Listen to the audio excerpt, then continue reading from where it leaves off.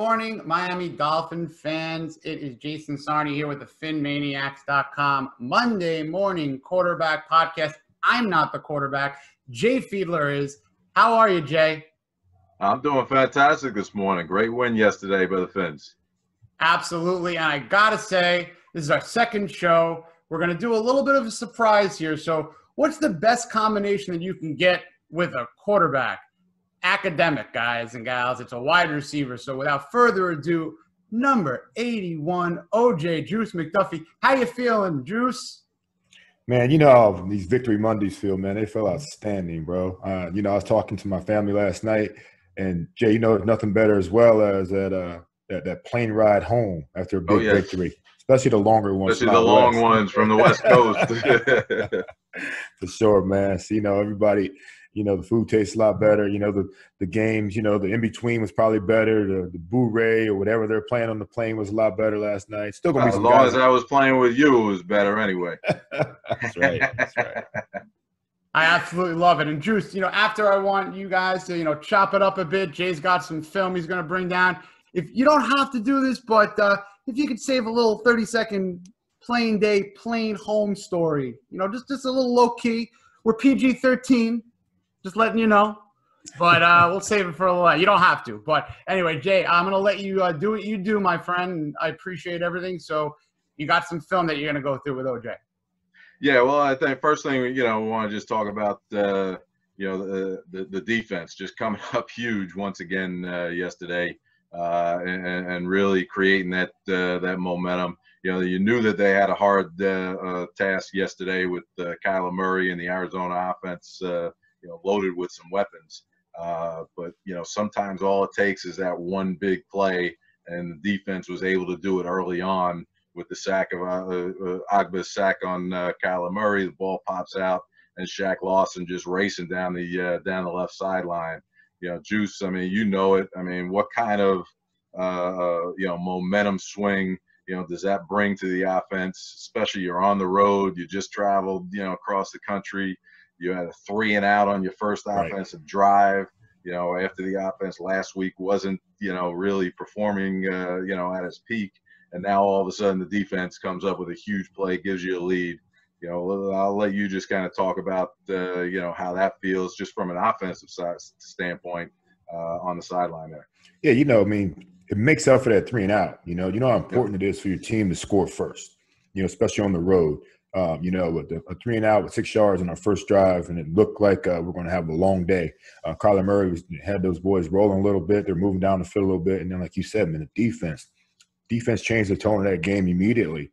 And that was the fun part about it all, man, because I think in the broadcast right away, they said, well, you can't expect the defense to make plays like this every single week. And right away, the defense comes out and they make a play like that.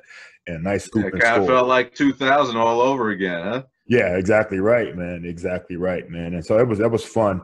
It was fun to get started that way. You really like to see your offense. You get the ball first to try to get some type of momentum, whether you get points or not. Just want to see if you can move it a little bit. But defense comes up big and gets us on the scoreboard first. Yeah, no doubt about it. And what I'm going to bring up now and talk about how things momentum-wise swing for the offense. And not necessarily that the defense catalyze that. But I'm going to pull up a point in the game where things could have gone disastrously. And in a couple plays, it turned around, and you could see how Tua just started to feel a lot more comfortable as we went on. So I'm going to screen share here in a second, and you'll see starting from right here. You guys can see? Sure. Okay, I think everyone remembers this play. From this point on, hold on one second. I'm just going to try and get into my play here. All right, going forward, right here was just an awful decision by Tua. Coming outside, you could easily throw it 80 yards over the top of the bench right there. And let me just mute the screen share there. You could easily throw it 80 yards over the bench there, and Tua throws it right to the Arizona player on the sideline. Thankfully, they get he was out of bounds, and that's a play that Tua's going to learn from, Yeah. and he's going to know anytime he's in that situation from now on. And, you know, those are the mistakes that, you know, sometimes you like to see. You know, a mistake that doesn't hurt you, one that could have been disastrous. But as a quarterback, you make that mistake once. I don't think he's ever making that mistake again for the rest of his career. And, you know, that's kind of good to see. And then they come back there. They had a holding call on that play. It's 2nd and 20. And once again, they get a good break over here. You know, good pressure from the defense. It's a sack. It should be right now 3rd and 35, but they get a face mask penalty that gives them, you know, a first down. And from this point on, two good breaks, whether it's you know, the player being out of bounds on the interception, the face mask on the sack, and now you see Tua start to roll. Okay, and this is a play I just want to go back to really quick because you're gonna see this come up on the 93-yard touchdown drive, and we're going to talk about that later in the week. Okay, this is a play right here. As a quarterback, Tua has a decision because this is actually a called draw play. Okay, and you see on the top of the screen, you know, the tight end's coming in to block. The offensive line is setting up in a pass, and they're coming forward to run. And you watch Howard in the backfield as we go forward. He's expecting to get the ball. Okay. But what Tua sees is one-on-one situation with no help on the receiver on Preston Williams, and he's just coming off the run play, and they had either a called route or he signaled to him what route he wants to run. He calls a little 9-stop route over here on the sideline, and Tua makes a great decision, a great throw. He comes off. You see Howard looking for the draw, and he throws a nice first down. And now all of a sudden he's feeling more comfortable. He made a great decision. He completed the ball, and he comes back on the next play. Okay, you see him keep the ball here. Another great decision. Gets into a little bit of traffic and slides down. He comes out on the bootleg, gets him in a comfort zone. Makes another great decision. Great ball down the field. Now you see a 3-play stretch right there that really, I think, turned the tide of this offense and turned the tide of the maturation process for Tua right there. And they were able to go down, you know, and finish this drive. And it was the first real extended drive with Tua since he came in as a starter. And, you know, Juice, just talk about that. You know, last week, you know, they couldn't manage more than 1 first down in any drive throughout the whole game. And now all of a sudden you come back from a couple mistakes, you get some breaks, and you're driving down, and now you all of a sudden start to get in a rhythm. How does that feel? I know from a quarterback perspective, you know, that just your comfort level just, you know, goes up enormously. But, you know, from a receiver, from offensive line, from everyone, the rest of the offense, how much confidence do you start to build in the quarterback, you know, to make things happen? I think it's huge right there in him, you know, and it's going back to the play that was almost an interception. I mean, that probably scared the bejesus out of him, you know, and I know he felt like, you know, I was shocked to see Tua make a play like that coming from a coach like Nick Saban. You know, he knows the rules out of the pocket, you know, beyond whatever, throwing the ball beyond the line of scrimmage, you know. So I was shocked there, but I think that like you said, Jay, that was a blessing for him. I think once he made that mistake or near mistake, you know, he started rolling then. You know, he took that sack. I mean, there's a lot of pressure immediately, but like you said, the face mask penalty probably woke him up a little bit. So those 2 plays in a row, I think they lit a fire under Tua. And I tell you what, the throw to Preston Williams was probably a great catch as well, because you know how it works with quarterbacks and wide receivers. We make each other look good.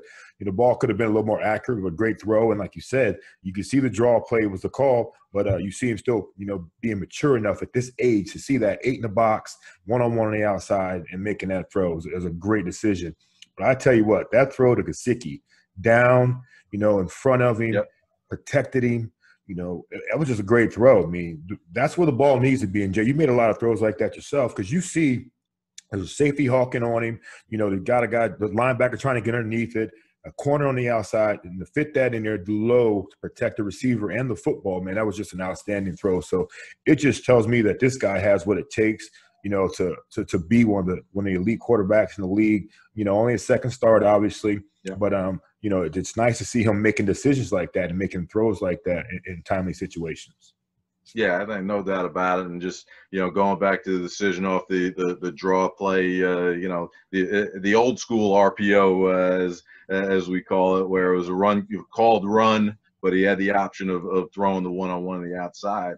And, I'm going to go break down later in the week, that 93-yard drive that tied the ball game, that, when momentum was swinging over to Arizona's side. And that was kind of the signature drive of the game right there, and maybe the signature drive for Tua for this season, and building up his confidence, going forward. And he had that same exact play on the touchdown pass to Mac Hollins. That was a called run as well. And you see everyone, coming out, run blocking, run to the left side, and he just made that decision down in a key situation. Down 7 points, they needed a touchdown, needed that momentum, and he had trust in young receiver Mac Hollins to make that play one-on-one, and made a great play. And that was a huge turning point in the game in the fourth quarter. Yeah, Jay, now how's that happen? That's pretty good stuff that you can get down the field and not get linemen down the field. You talk about the Preston Williams play, that was a run play. That play to Hollins, that was a run play. That's got to happen pretty quick. Usually you throw it like a now route to get it to a guy. But these guys are getting 9-10 yards down the field. That's pretty good stuff by both the O-line, but also, too, getting it out on time so they don't get men down the field, right? Well, look, it's the same as, the RPOs nowadays. There's a quick decision that has to be made. The ball, has to be, the trigger has to be pulled very quickly. And, a 9-stop route or a fade route is something easy for a quarterback, just to take 2 quick steps, out of the gun and get the ball out of his hands before any lineman get downfield. Obviously, the play we just saw before was a draw play, so the linemen are a little bit slower getting downfield. They're pass setting first and then coming out. But you'll see it, when we go over later in the week. It was a hardcore downhill run on the touchdown, to Hollins, and it was borderline. A referee could do it, but anytime ball comes out that fast, they're never calling anyone downfield. OJ, with having you here, I really want to break down I think the offensive MVP so far is Devante Parker. And something that I've noticed that most of his catches are contested, are flagged, are hit right after. He has a career juice, and I might be off by a percentage here, a career 59.3 catch percentage. So far this year, he's at 73.5. So you're a receiver who once led the NFL in receptions. How important is it now to have a receiver that a quarterback like Tua, a young quarterback, can now say, is my guy? Yeah, I think it started last year with Fitz. I think Fitz started finding those one-on-ones for him and building Devante's confidence as a receiver. And I think that, if you're a smart young quarterback coming in this league, you find a guy like Devante Parker. You've got a big weapon like Preston Williams. But I tell you, Devante he loves that. We saw that from him in college. He made a lot of contested catches in traffic, going up high pointing footballs. But now it's to a point now where they're giving these opportunities one-on-one where he's drawing flags at the same time too. If he's not making a play, he's drawing pass interference or defensive holds, and that's important. But see, it's really important, and Jay can attest to this, that you get a one-on-one with a guy like that, no matter who's guarding him, give him an opportunity, and good things will happen. You get the PI, you get the hold, you get a catch, or it's an incomplete pass. So I think the fact that his confidence is up, and Tua, like we just showed earlier, recognizing one-on-one the outsides, giving those opportunities. It's huge. And Devante he's a big-time player. He's a big-time player. You can tell by, when you got the number one guy trying to shadow him sometimes, that tells you you're a big-time player. Yeah. Well, just to add on that from a quarterback perspective, there's nothing better as a quarterback. There's no better feeling than having trust in your receiver and knowing that trust is there, that number one, he's going to, make the right reads on whatever defensive coverage is out there and come out of his break in the angle that you expect it to. And number two, when you give him a chance to throw the ball up, near him, that he's going to, beat the defender to the ball. You know, I mean, I had that same trust in Arondé Gadsden. You know, I knew anytime that there was a defender near him that he was going to use his body. You know, look, he wasn't the greatest route runner. You know, no one's mistaken Antonio Brown and Arondé Gadsden in terms of route running. But you know, I just knew, you know, anytime there was a one-on-one situation, you throw the ball away from the defender, that you know, he was going to be able to body the defender out of the way and use his, you know, triple XL gloves to go after and snatch that ball. And same thing, you know, the limited time I had with Juice, you know, even with the injury, the toe injury that he had, you know, that limited some of the ways he could cut. You know, I just knew that, you know, there was a one-on-one situation, there was a tough situation, you know, that I needed a play to be had in a, you know, a clutch situation. You know, 81 was the guy that I was looking for.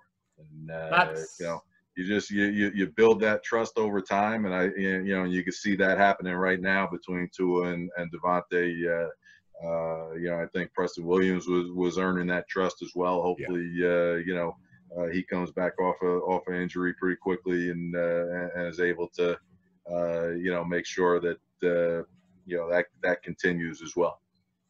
And one last thing, OJ, before, I know you got a busy week, and again, appreciate you coming on in.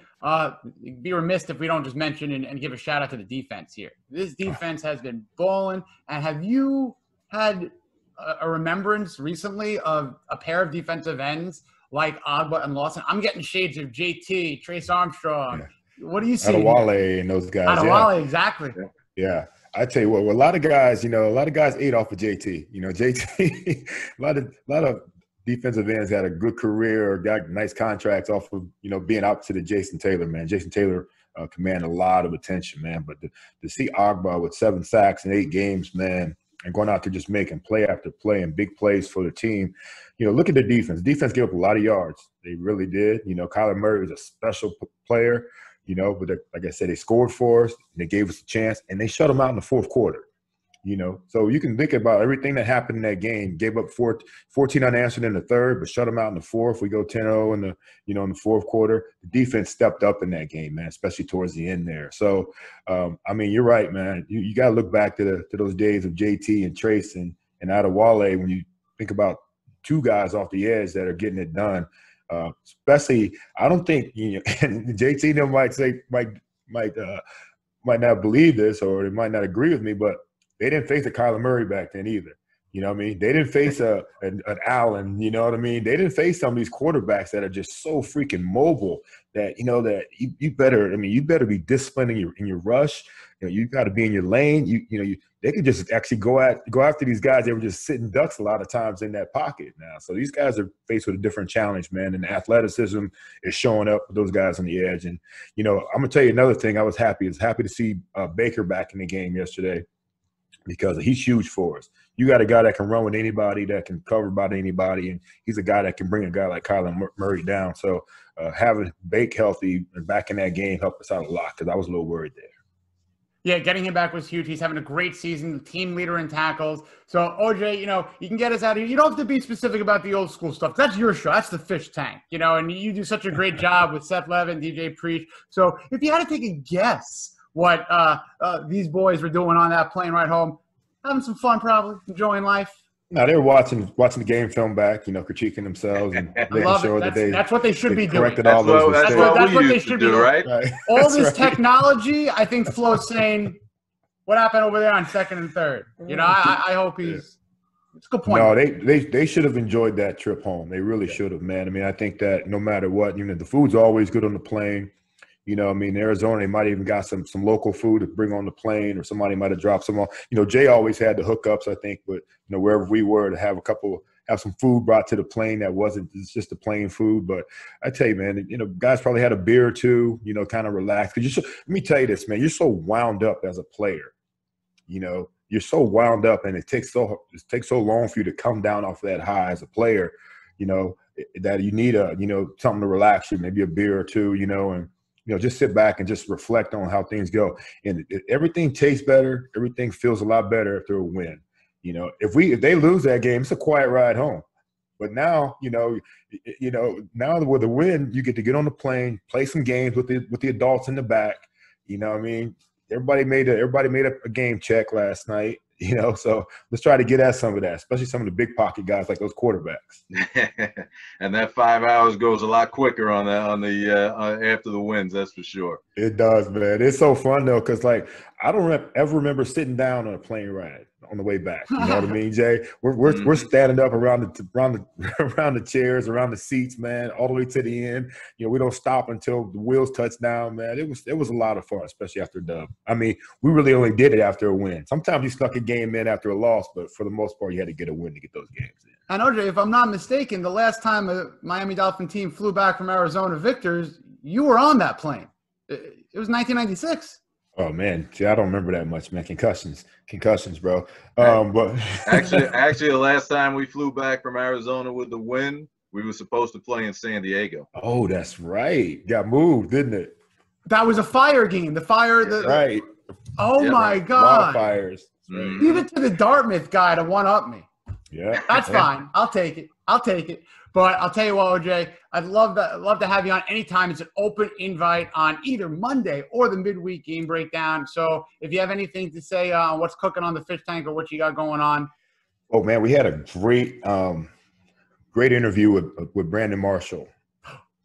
That'll be coming out tomorrow, man. It was outstanding, bro. And I learned a lot from B Marsh, man. And he's a guy, man, that was misunderstood. We've had some misunderstood guys on our podcast, man. Man, he's so sharp. You're gonna really, really enjoy that one coming out. Oh, I can't wait. I think one of the more cerebral and just you got to listen to this man talk. I cannot wait. I did not know that's coming out. You guys do such a good job of kind of letting us really hang to see who it is. So, man, we're gonna get the cat's out of the bag now, man. It's a good one. Well, thank you, OJ. Always a pleasure, and have a terrific week. And hey, Finn's up, man. You got it, Sarney. Always good seeing you, Nine.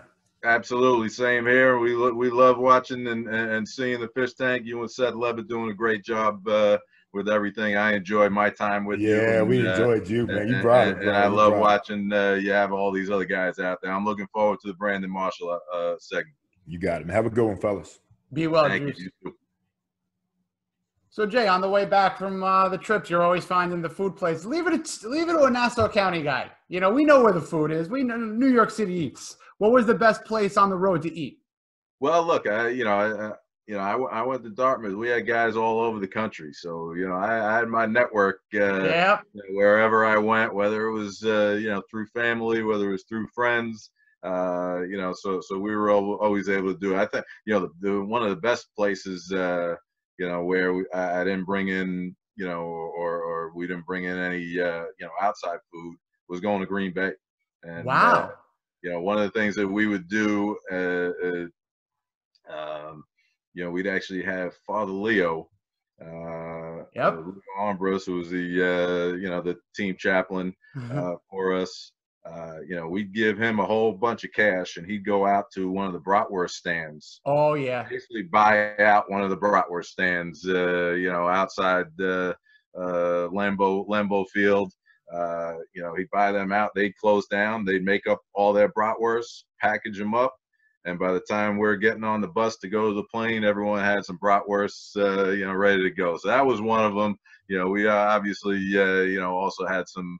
I think a lot of the road food that we got delivered in was usually the night before rather than afterwards. It's tough to get that food after the game, when you're rushing to leave the stadium. But like Juice said, the food definitely tasted a lot better after the victory than after a loss. As does coffee on Monday morning, and that's what we're going to do every morning. We're going to do this quick hit show, and, of course, we'll do that big-time film breakdown with that Coaches All 22. So, Jay, any last words before all of us Dolphins enjoy a great week here? Yeah, I'm looking forward to breaking down that 93-yard drive, which, was a huge one. It was a clutch situation. Fourth quarter comeback, like you said before, Arizona was rolling in that third quarter. They got 14-0 swing on the Finns in the third quarter, took the lead, and you could see the kind of the momentum starting to move the other way. And they get pinned down on the 7-yard line or 6-7 yard line, after a penalty on the punt. And, from that point on, Tua took the reins, drove them down the field. And like I said, after a game last week where they couldn't sustain a drive at all, couldn't get first downs, couldn't sustain any drives. They had many sustained drives this game, and it was just, topped off with that 93-yard touchdown to tie it up at 31. And then another great drive on the field goal, to win it at the end. We will talk a lot more about the overall offense, the overall performance later in the week, and just a terrific, terrific time to be a Miami Dolphin fan. So for Jay Fiedler, Jason Sarney here, we'll see you later in the week for Phinmaniacs.com. Fins up, everybody.